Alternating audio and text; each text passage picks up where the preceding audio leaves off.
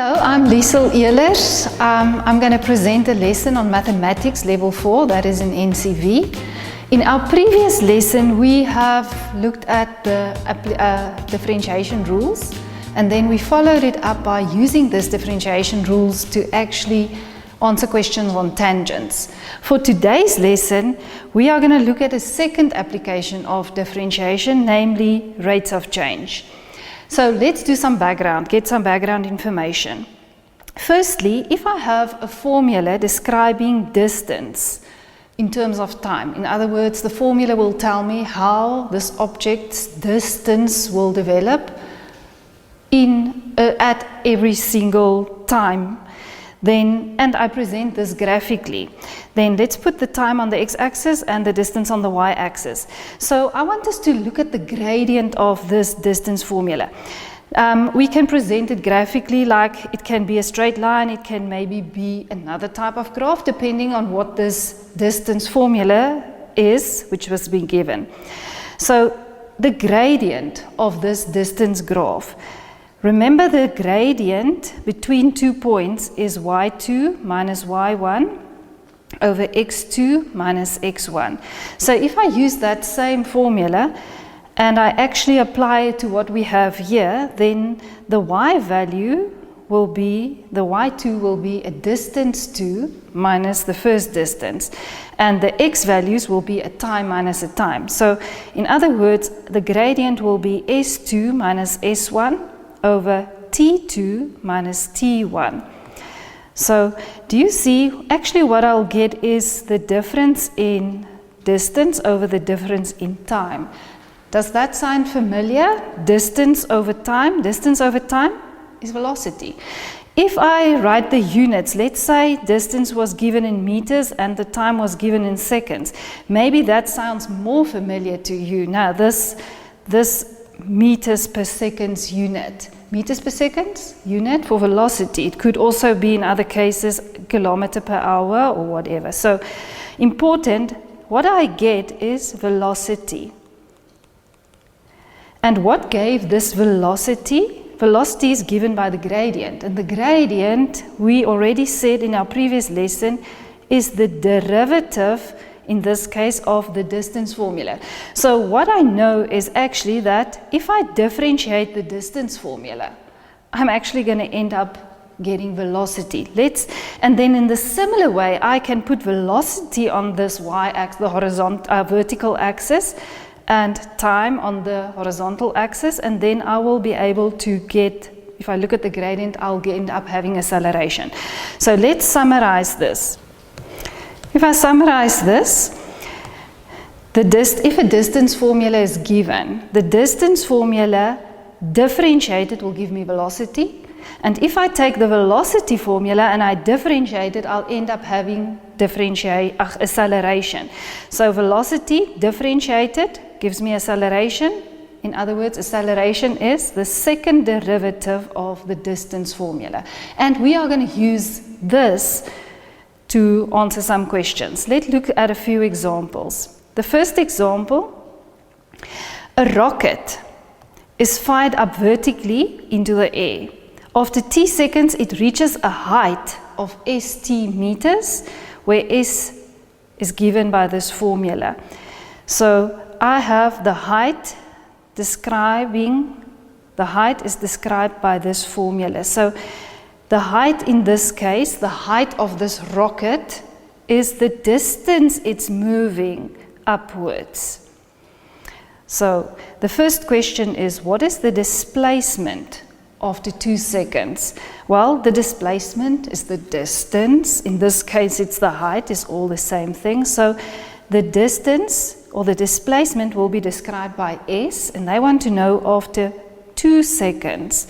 So I'm going to replace t also on the other side. Every t must be replaced with a 2. And if I square it there, I'm going to end up having 200 minus 4 times 5, which is 20. So the distance, the height that it will reach after 2 seconds will be 180 meters. The next question is, determine the time until this rocket reaches a height of 320 meters. Again, I'm using this height distance formula. So the formula that I have, it says the height is described by 100t minus 5t squared. If the distance, or the height in this case, is 320, then I replace the s with the 320, and that will be equal to the 100t minus 5t squared. Okay, we can see what I have here is a quadratic equation, and therefore I'll have to equate it to 0. Therefore, let's take all the terms to the left-hand side. The 320 was already on the left-hand side, and we equate it to 0. And remember, well, I want to factorize, that will be the next thing to do, but I see that 5 can actually divide into all of these terms. So I can actually divide right through with a 5.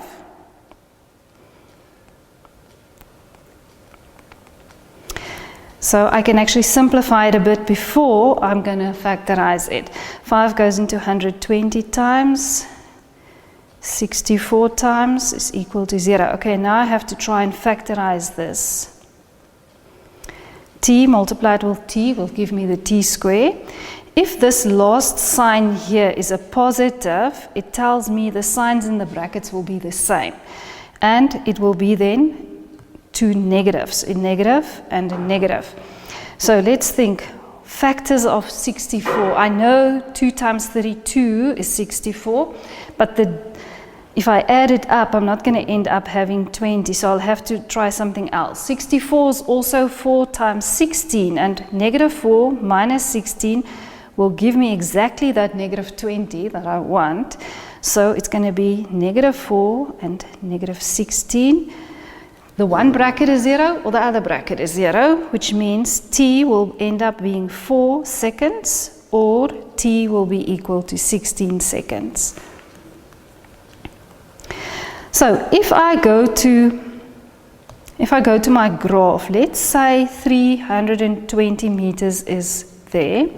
If a height of 320 meters is here on my graph. Remember, this graph that I have is representing the distance formula. It's not the rocket as it's traveling up in the air. It goes up vertically up into the air. But the distance formula is given here, graphically represented. So what I can see here is I actually ended up having 2 answers. And the reason for that is because the rocket, on its way up, it will reach 320 meters after 4 seconds. And then on its way down, it will again pass that 320 meter height, and that will happen after 16 seconds. The question asked is, determine the velocity of the rocket after 2 seconds. Do you remember what we said in the summary? If I have a distance formula, the velocity will be the derivative of that distance formula. In other words, I have to differentiate the distance formula. If I differentiate the first term, the 1 must be multiplied with 100, and t will be to the power 1 less. Then I take the 2 to the front and multiply it with the negative 5, so it's going to be negative 10 t to the power 1 less. So the velocity is given by the formula 100 minus 10t. I want to know what is the velocity after 2 seconds, so I replace the t with a 2. So it's going to be 100 minus 10 times 2. 100 minus 20 is 80, and the units that they told me to use is meters and for times seconds. In other words, it will be 80 meters per second. Okay, we move to the next question. Still busy with a rocket. Question number 4 says, determine the time taken to reach a maximum height. Okay, so the height in this case is described by this distance formula. So the distance formula is also the height in this case, and it is represented by this graph.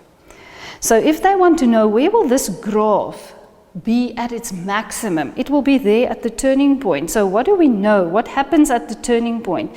There at the turning point, the gradient is 0. And what did we say is gradient? We said the gradient is the derivative of this specific formula, the distance formula. So the maximum for maximum height, it will be where the derivative is equal to 0. What is the derivative of the distance formula? Well, it's 100 t to the power 0 minus 10t, and that must then be equal to 0. In other words, the negative 10t is negative 100, which means t will be 10 seconds. So the maximum height will be reached after 10 seconds. So I can put at this stage, I can say there, at 10 seconds, the maximum height will be reached. Now, if the next question is, so what is this maximum height? The maximum height, well, I've got a formula describing height. The formula that I have for height is given there, and I know the time where this maximum will actually happen is after 10 seconds.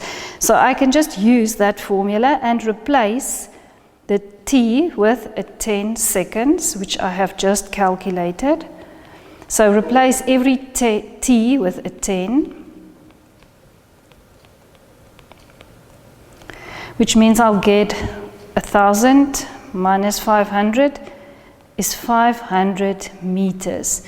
So at this stage, I can say this maximum height will be 500 meters.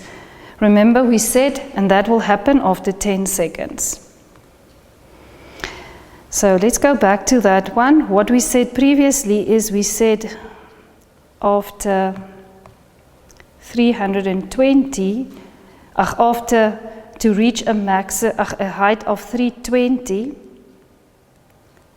meters, we said that will happen after 4 seconds and 16 seconds.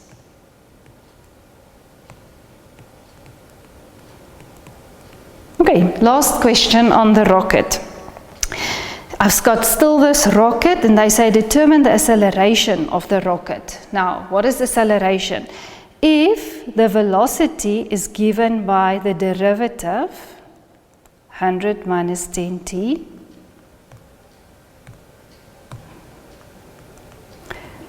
then the acceleration will be the derivative of the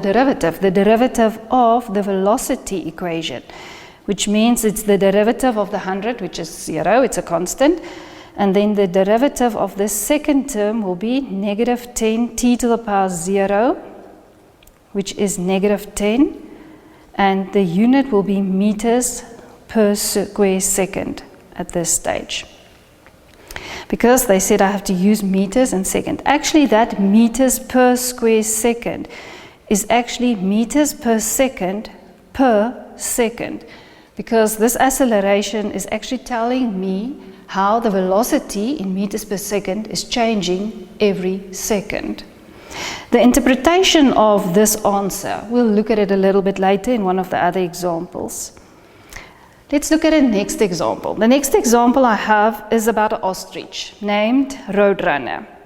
Roadrunner runs from point A to point Z in a straight line, coming to rest at point Z. The distance in a straight line from A is given by this formula, where t is measured in seconds and s is measured in meters. So I've got this ostrich, fast running ostrich, coming to rest at point Z. The first question is, give an expression for the velocity of Roadrunner. Okay, so what we already know is if this formula that must be given to me is the distance formula, what will velocity be? Velocity will be the derivative. So the derivative of that s, now I have to differentiate each term. 3 times 3 is 9, t to the power 1 less. minus, if you take the 4 to the front, multiplied with the negative half, which is already there, it's going to be negative 2t to the power 3. So, and that's what they asked. There is a formula describing the velocity. In the next question, they are asking me, so the same situation, what is the time taken to reach Z? So what happened at Z? That is important. At Z, what was the information? It said Roadrunner comes to rest at point Z. So it comes actually to rest there at point Z. It means actually he stops. He stops there. And if he stops there, he's not running anymore. What do we know? His velocity will actually be equal to 0. But in our previous question, we said velocity is described by this formula that we have used in the previous question. So I can just say the velocity must be equal to 0. So the velocity, which is 9t squared minus 2t to the power 3, must be equal to 0. Remember, I cannot divide with a t. It's an unknown. I don't know what it is. It could be 0, and I can't divide with a 0. It's not a linear equation, so I have to factorize. And how can I factorize? I can actually take out the highest common factor. In this case, I can take out a t square. So 9 will be left, and if I take out t square here, 2t will be left.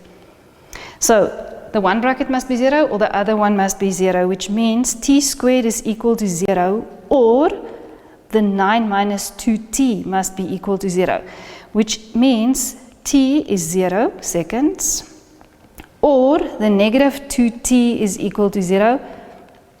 Sorry, it's equal to negative 9. The negative 2t is equal to negative 9. So t, if I divide with a negative 2 both sides, is going to give me 4.5 seconds.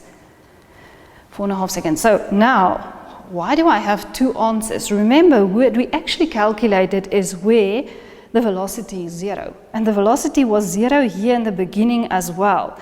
So the velocity was 0 there, because he did not start running yet there. So this is what actually is happening at point A. The time at point A is 0 seconds, but the time taken to reach point Z will be this 4.5 seconds. So this is the time taken to reach point Z. The next question that I have, it says, I have to determine the time taken to reach a maximum velocity before it comes to rest then at this point Z.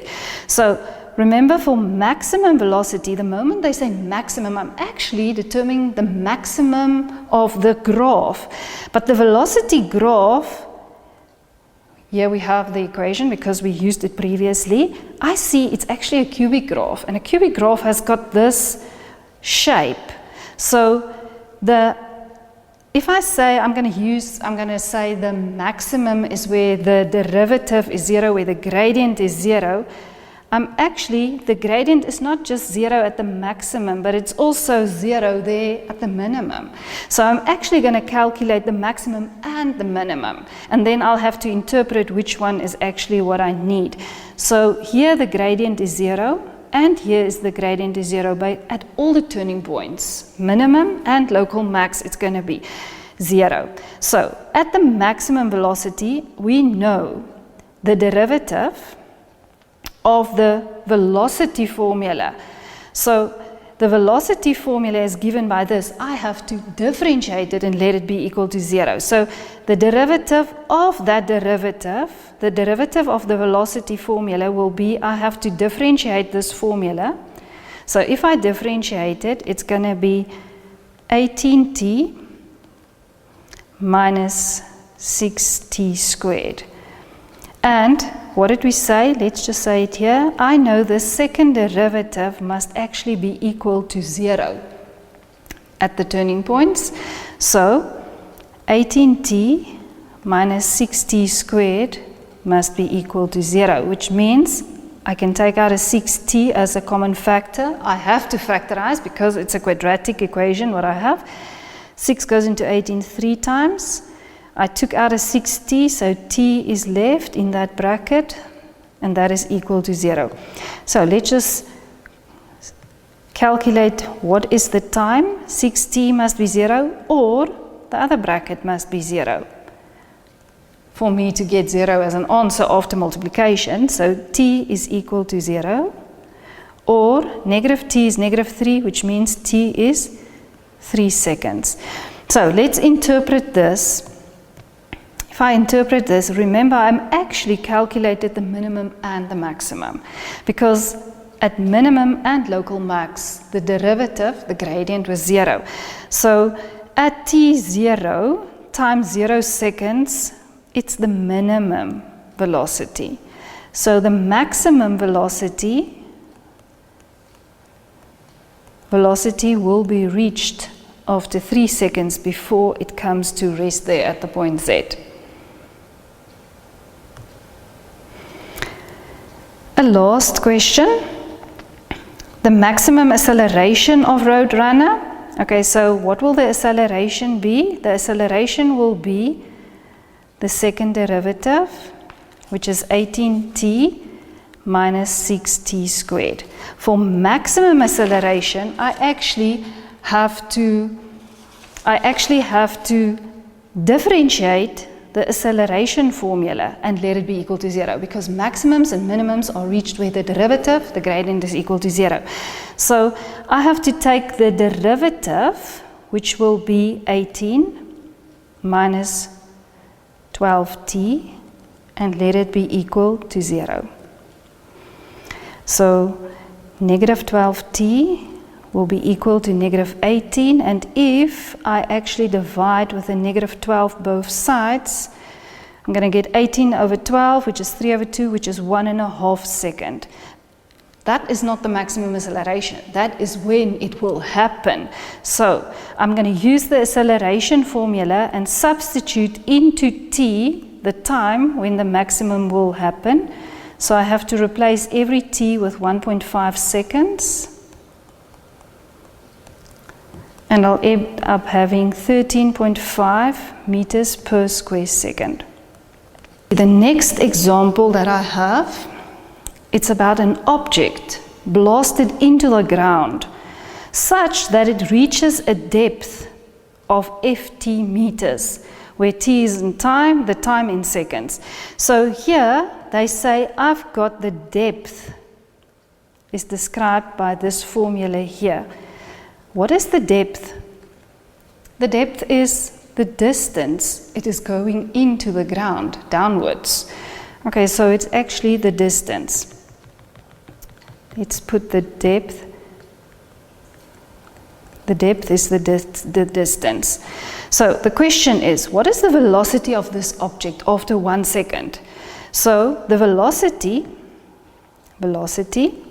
will be the derivative of this distance formula. And do you see, I couldn't have just started off by differentiating, because I do not have this distance formula in exponent form. I still have to change it to exponent form. So let's quickly change it to exponent form. It's negative t to the power. You still remember that the inside exponent will get the top part of that fraction, and because there's actually a little 2 outside, it's negative t to the power half. So what is the derivative of this f of t? It's negative a half if I take that exponent to the front. T to the power 1 less, so it's negative a half. But I want to know what will the velocity be after 1 second. So I have to replace the t with a 1. And if I replace it with a 1, I'm going to get negative a half meters per second. Do you see this answer of the velocity came out negative? Why negative? Because this object is blown downwards into the earth. Okay, last question on this object that's blasted into the ground. The question here is determine the acceleration of the object after a quarter of a second. So what is acceleration? Can I remind you, we have just said the velocity is the derivative of the distance formula, the depth. So I have that already, and acceleration will be the derivative of the velocity formula. So for acceleration, I'll say it is the derivative of f. Negative, if I take that negative half times the negative half in front, it's going to be positive a quarter, t to the power negative 3/2. But they want to know what is the acceleration after a quarter of a second. So I have to replace the t with a quarter. And if I replace it with a quarter to the power negative 3/2, you'll have to take your calculator and actually calculate that value. And if you calculate it, you're going to get 2 meters per square second. Okay, let's quickly talk about the interpretation of this answer of acceleration. I have here a nice table that could guide me. If we look at this table, on the one side I've got velocity. Now, velocity can be positive or negative. If we define positive velocity to be upwards or forward, and we define negative velocity to be downwards or backwards, and then the acceleration as we calculate it can come out positive or negative. So just to help me to remember the table, I use it like this. I say positive and positive will end up giving me positive. Negative multiplied with positive, so in this space here I'll get a negative. Positive multiplied with negative is the negative, and negative multiplied with a negative is positive. So if positive is representing speeding up and negative is representing slowing down, we can use the table to interpret what happened here. So I quickly calculated the velocity after a quarter second, and my answer was negative 1 meters per second. So if the velocity is negative, this object is blasted down into the ground, and the acceleration came out positive. So velocity was negative and the acceleration was positive. Then I get to this place here where it says the object is slowing down. So what's happening here is the object is actually slowing down. How is this object slowing down? It's slowing down by 2 meters per second every second. I want to talk for a moment about this unit. This unit can actually be written in different ways. I can say 2 meters per second, or that's the same as 2 meters per second divided by second, which is 2 meters per second multiplied with 1/second, which will be 2. Let's just leave out the 2 meters per squared second. Or you can write it as meters per second to the power negative 2 if you don't want that s squared to be below the line, but don't mix up the 2 units. I'm going to wrap up. What we have done in this lesson is we have used differentiation rules to actually answer questions on rate of change. In our next lesson, we are actually going to look at a third application of differentiation, which is cubic graphs. We are going to use differentiation to help me to draw a cubic graph. Thank you.